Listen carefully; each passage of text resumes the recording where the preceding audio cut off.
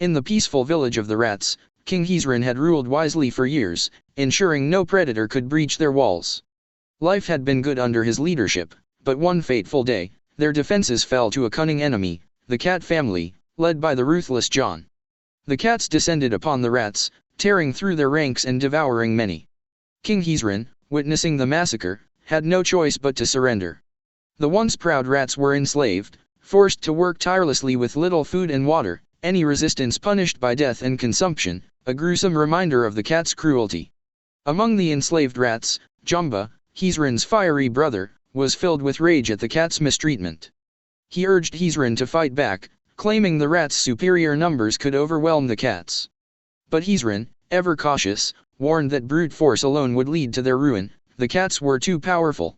Jumba begrudgingly accepted his brother's decision, though his anger simmered beneath the surface.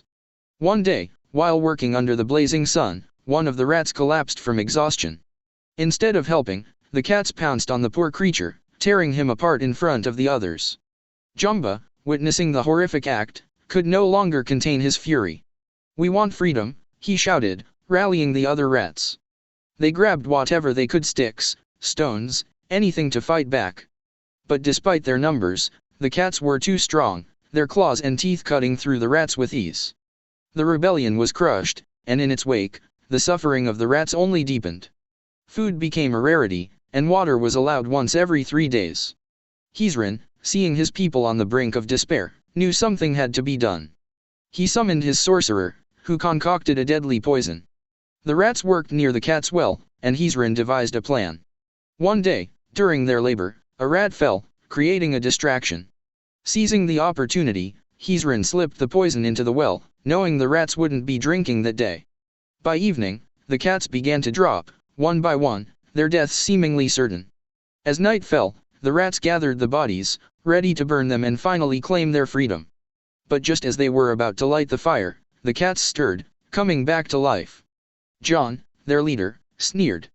"We've got 9 lives, you fools."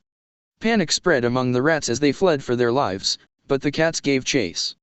John pursued Hizrin, who scrambled up a nearby citric tree in terror. To his surprise, John halted and retreated, unable to get closer. Confused, Hizrin looked around and noticed a citric leaf stuck to his fur. Realization dawned: cats were repelled by the smell of citrus.